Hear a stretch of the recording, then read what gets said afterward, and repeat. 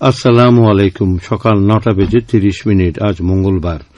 বাংলাদেশ বেতার, কক্সবাজার। স্থানীয় খবরে স্বাগত জানাচ্ছি আমি আবু হায়দার ওসমানী। আসন্ন ত্রয়োদশ জাতীয় সংসদ নির্বাচনে প্রতীক বরাদ্দের আগে কোন রাজনৈতিক দল, প্রতিদ্বন্দ্বী প্রার্থী বা তার পক্ষে অন্য কোন ব্যক্তি নির্বাচনী প্রচারণা চালাতে পারবেন না।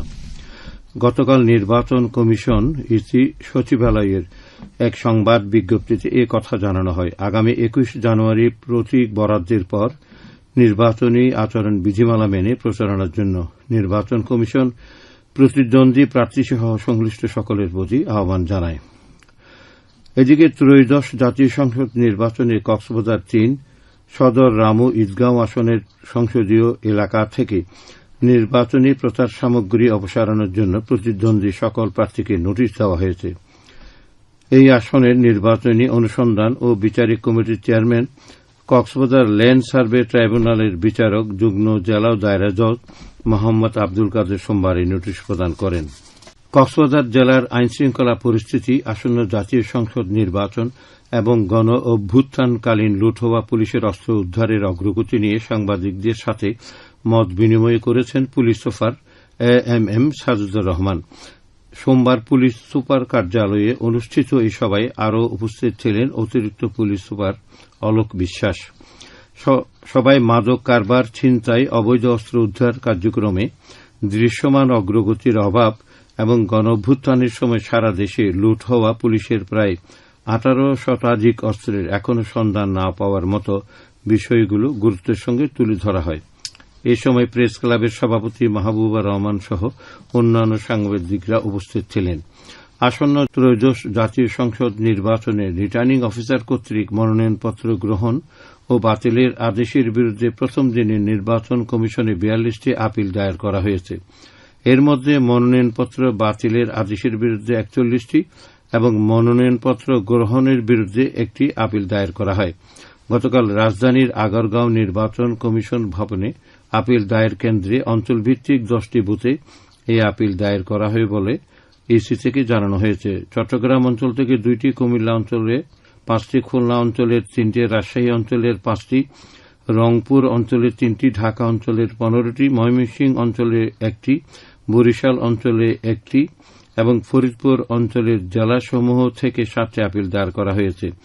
এর মধ্যে কুমিল্লা অঞ্চল থেকে মনোনয়নপত্র গ্রহণের বিরুদ্ধে একটি আপিল দায়ের করা হয়েছে।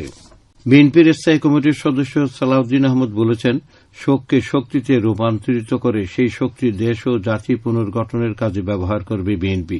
সোমবার বিকেলে চকরিয়া উপজেলার সাহারবিল ইউনিয়নের রামপুর মিসবাহুল মাদ্রাসায় খতমে কোরআন ও দোয়া মাহফিলে তিনি এসব কথা বলেন। সাবেক প্রধানমন্ত্রী, বিএনপি চেয়ারপারসন বেগম খালেদা জিয়ার আত্মার মাগফিরাত কামনায় এই আয়োজন করে স্থানীয় বিএনপি।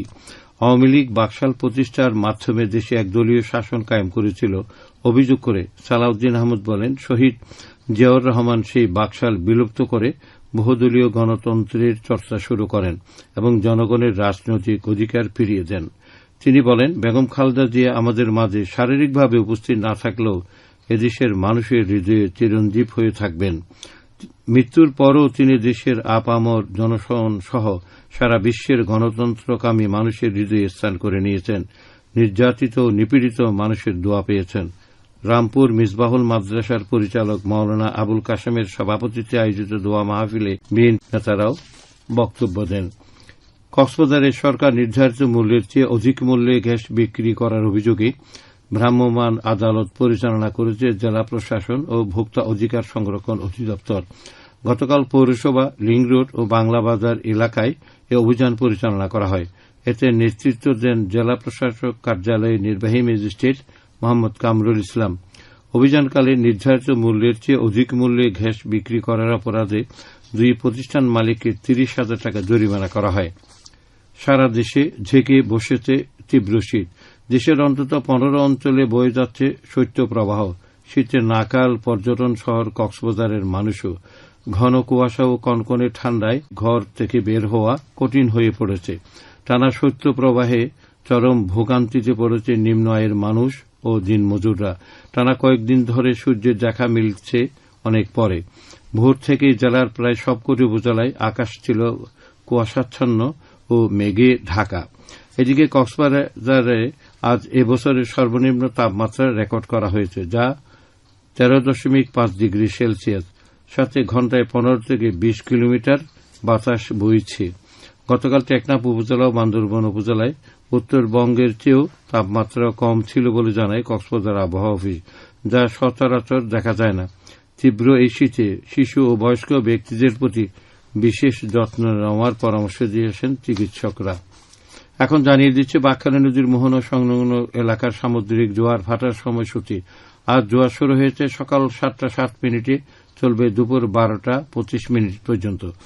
ভাটা শুরু হবে দুপুর 12:25, চলবে সন্ধ্যা 7:15 পর্যন্ত। খবর শেষ হল। আমাদের পরবর্তী খবর প্রচারিত হবে আজ দুপুর 2:30।